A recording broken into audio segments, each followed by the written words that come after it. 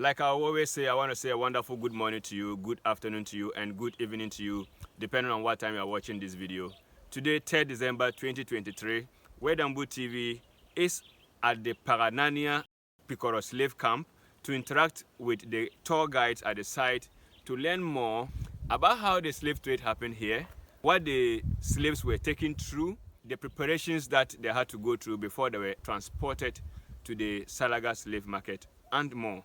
We understand many stories have already been told about the Paga-Nania Slave Camp, but the stories will continue to be told as far as we are alive and as far as this issue of slave trade never dies. Let's watch as Richard takes us through. Good morning and good afternoon as well.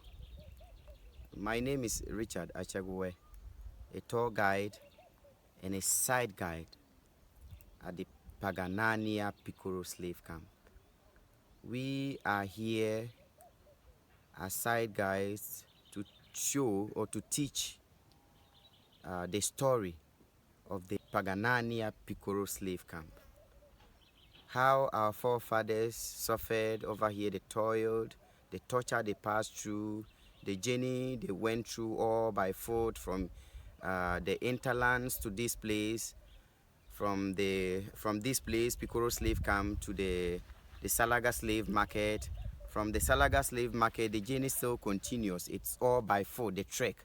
From there through to Bono Manso, then Asin Manso, where we know the Asin River to be the slave river today, where the slaves will have to take their final bath. They will wash their bodies lastly before they will then be taken to the coastal areas where the white people lodged, where the slaves will be handed over to the white men.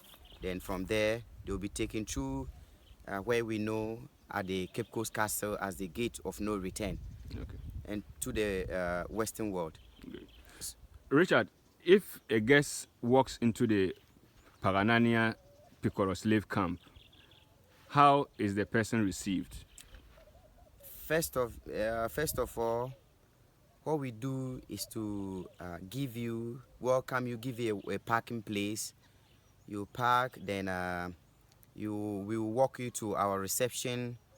We'll give you a warm welcome, sit you down, give you our charges, give you our price list. You go through. When you are satisfied with the price, then we will take you through certain orientations. We will brief you the history of the place, how the place came into being and how it ended, the year it started, the year it ended.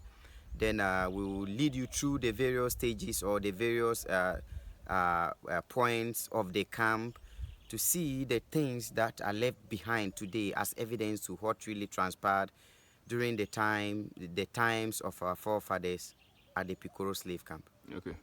You can take us through how the slave trade actually started in the Paga-Nania community. How did it start?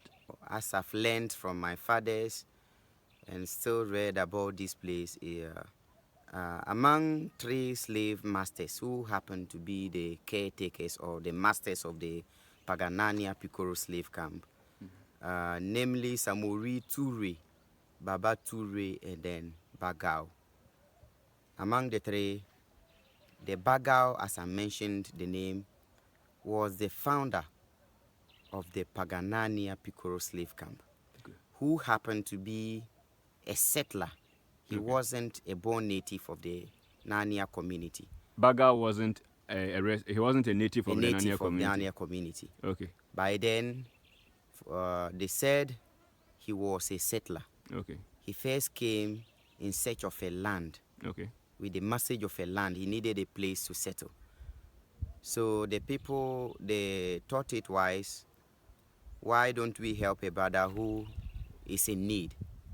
Of course, he might be running away from his people for the sake of his life, or he's just searching for his own peace. He wants a place to farm. They accepted him due to these reasons, and they feel him becoming part of the village could contribute to the growth of the community or the village. He could help in fighting some of their tribal wars and stuff. So they accepted him in good faith, thinking he's a brother to them. They never knew his intentions. So which year was that Bagao entered the Nania community? Bagao entered here in the year 1704. Okay. So he stayed with the people. He was known by everybody as a native. He stayed with them. They gave him a name called Bagao in Kassim. Okay. If he's a settler and it's not from the Nania community, how come he bore a Kassena name, which is Bagao? The Bagao was given to him by the indigens, okay, by our people. Okay. Here, what happens is, when you step your foot on our land for the first time, we consider you as a bush person, okay, regardless of where you come from. Okay. They gave him the name Bagao because he refused to give out his true identity. They needed him. They loved him. They showed him love. They never cared, because like I said before, they feel he's a positive-minded person. They never knew his intentions. Okay. So when they accepted him, the name called Baga was given to him, and then he settled with them. He lived with them for some time, where he then brought up his plans of helping his people. Okay.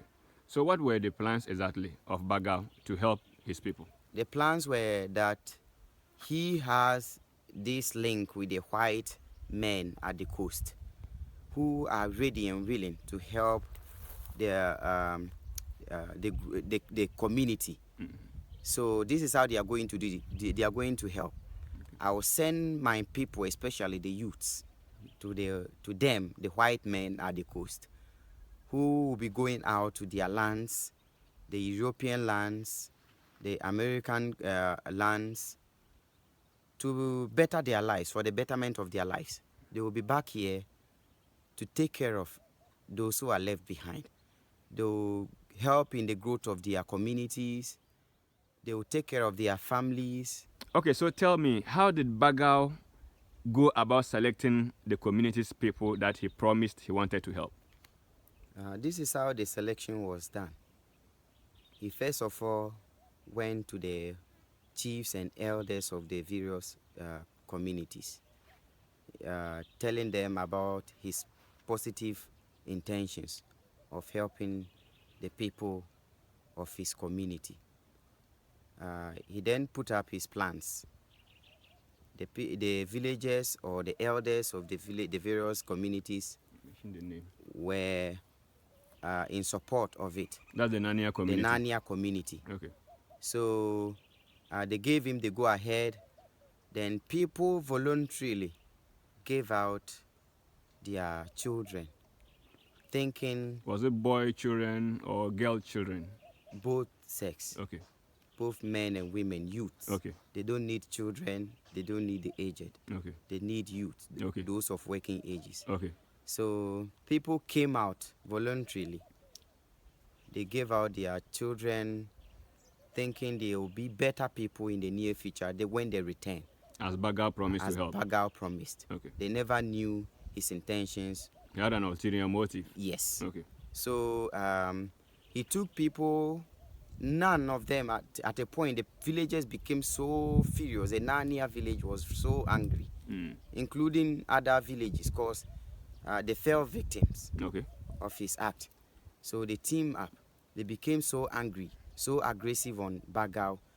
He realized his life was in danger because none of his victims ever returned. Those he promised he was going to help, they went but they never came back? Never came back. The people of Nania community too didn't hear from them? Yes. Okay. So that is why they rose against him. Okay. So in all, this is why these particular grounds became Bagao's dwelling place, which is a slave camp we know today. Okay. So Bagao, he couldn't have done this job alone. When he left the village, when he left the villages, this was where he settled, which is the PIKWORO slave camp today. So when he settled, he then involved Samori, Ture, and then Baba Ture, who, when it comes to the business of the slave trade, these two names, Samori Ture and Baba Ture, are mentioned everywhere in our history books. They are very connected slave raiders who were black people. One of them, Samori Ture, came from the today Burkina Faso. Baba Toure, according to history, came from Mali. Then he teamed up with them all because they had better connections with the white people at the coast. But along the line, did we unfortunately have some of our own Nania community people joining Bagao in this unfortunate human trade? None I've ever heard of. But what I heard is at the beginning, our people got involved, even beyond the Nania community. People got involved in this. They never knew the outcome of it, but they got involved thinking it's going to be a positive outcome, until they realized whatever he was saying was never going to come to pass, where they decided to chase him out of the village. Did any of these slave raiders get killed? Yes. By our brothers and sisters at the time? Yes. Through their revolt? Yes. They got killed, which is why it even ended in the year 1845. You mean the slave trade eventually ended? 1704 to 1764, it ended here. Okay. And then 1845, I learned, is the general one. Okay. So within these periods, one who is called Daga, who is equally the founder of the place, got killed at Navrongo. He was killed by the people of the name again? Bagao. Okay, the Bagao man. Man was killed at Navrongo. Today, his grave is still located at Navrongo. You know the particular place in Navrongo? Bagao Gungu. Okay. So from him, the other one, which I think I'm not too sure. Yeah, I heard one was also captured or killed in the Sandema area. Yes. Which today they have a festival called the Fiok Festival. Okay. Yeah, in commemoration of that. Okay. In remembrance of their heroic resistance against the slavery. Okay. And one was also killed at the Gonja land. Okay. So this is how they all ended up, where they ended up being killed finally. Okay. I can see that there is some development works or some renovations within the camp. How, as a guide at the camp, how do you guys take that? I think it's a good initiative. We were all over looking for help in developing the place, from individuals, philanthropists, and then the government. And fortunately, one of our brothers, who is our own, the Minister of Tourism, visited us, and he decided to extend a helping hand to us. So we are very much grateful that today, as it stands, there's a little bit of development going on at the PIKWORO slave camp. Okay. And still more is yet to come. Okay. Yes. So what particular kind of development is currently going on, if you can mention? Development like a parking place, a car park. Okay. Pavement blocks are being laid where cars can park when we receive a visitor, including motorbikes. Okay. And then we have our office, which is recently built. Okay. Which includes a waiting ground. Okay. For visitors, or a reception where we will welcome visitors, sit them, orientate them, or brief them the history, take them through all the necessary procedures. Then we will take you through the tour. When you come, you have to sign your visitors book and do other stuff before you could leave. Yeah, I understand you also have a sanitary facility that is being constructed. Is it a WC? Yes.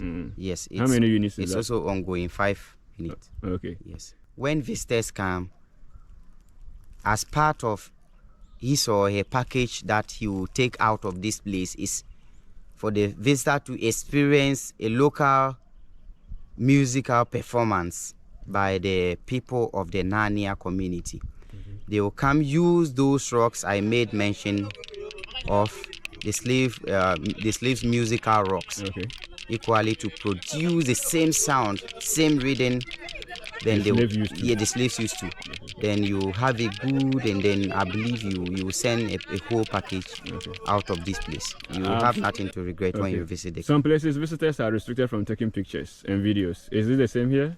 Not actually. Here, when you pay your fee, it covers everything. You take pictures where you are not supposed to take a picture, we tell you. But first of all, when you arrive at the slave camp, we don't allow you take pictures or videos until all the necessary the person is rightly received. Yes, rightly received before you can take a picture of anything within the premises of the camp. Okay. So, if how many stopping points or stages are noted at the Paga-Nania PIKWORO slave camp here that the slaves were taken through before they eventually left here for Salaga and to the outside world? We have a lot of stages at this place. You can take them one by PIKWORO one. slave camp. Yeah. We have the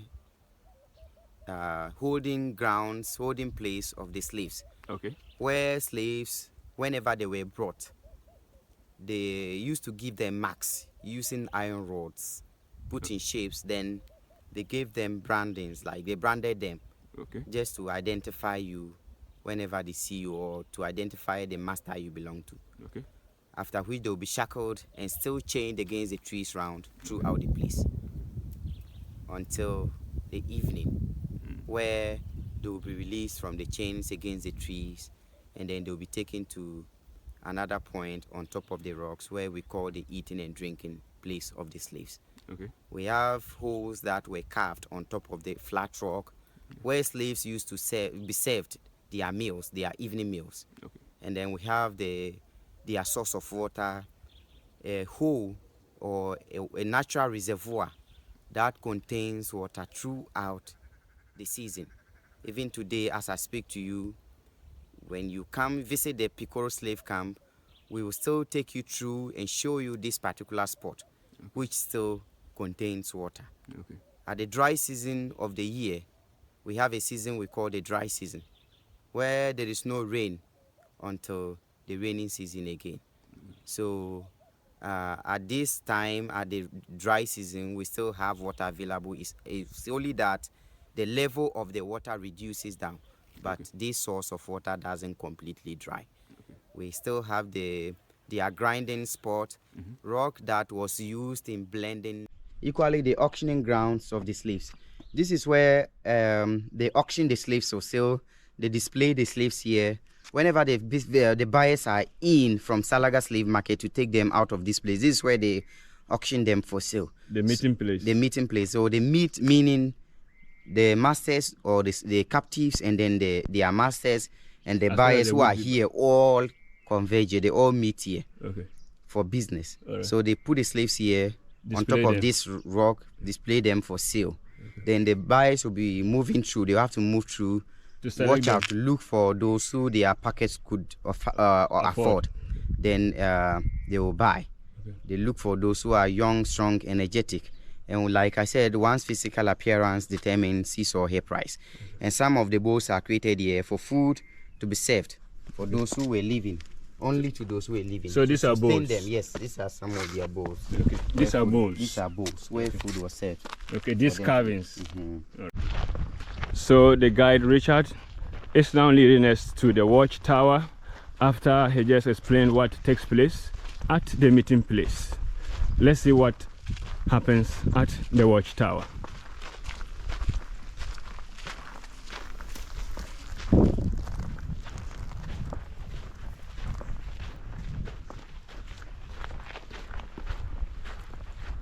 Right behind me is the Watchtower of the slave raiders. This is where they keep security guard to watch over the place, as I explained earlier in the interview before. The security guard is over here to watch over in case a slave is trying to escape, or there are other external attackers coming in to rescue their people. He could raise an alarm using cow horn for the masters to hear. If it's that someone is escaping, you'll be chased and brought back, given the deserved punishment. Or if there are attackers coming in, he would raise alarm. They will defend themselves or defend their territory. Sometimes they do even capture some of the attackers as captives, in addition to those they are coming in to free. So you can see the Watchtower, which when you are on top, you have a clearer view of the whole place. Okay. Thank you. All right. So where are we going next? From here, the cemetery, down there is the cemetery, and then the punishment rock. All right. Take me there. Yeah.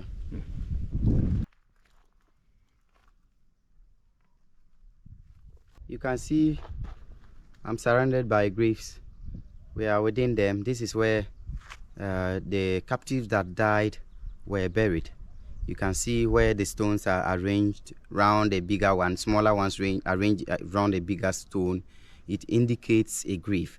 The number of stones that surround a bigger one indicates, or the number of the smaller ones indicates the number of people that are being thrown into that cave or tomb. So they were like mass graves. graves. Yes. Okay. So those who died out of starvation, some died due to starvation, some died due to snake bites, some were dying through punishment, some fell sick, no one is there to take care of you.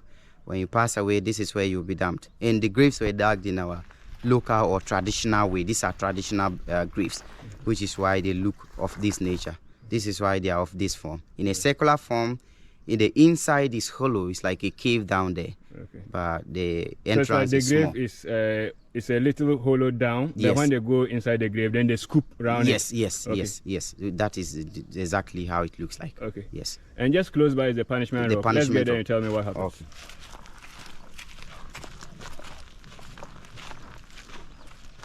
Okay, so this is where we usually end our tours at the PIKWORO slave camp, which is the punishment rock.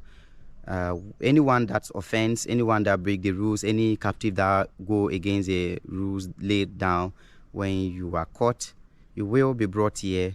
This is how your punishment, your due punishment, will be given out to you. You will sit on the rock as I'm demonstrating now.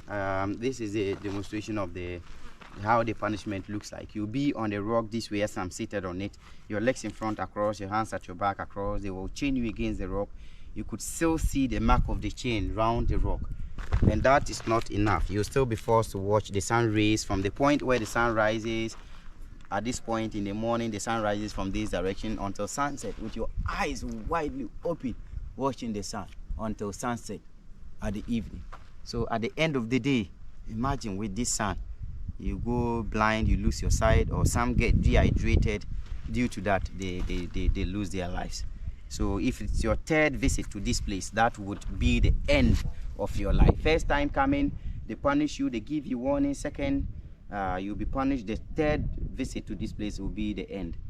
Then they'll make sure you die here. No food, no water, beatings. At the end, you wouldn't survive it. And each time they are coming, they bring the rest of the slaves. They will be under the trees to watch. So it serves as deterrence or a warning to each and every one of them. We end our tour here.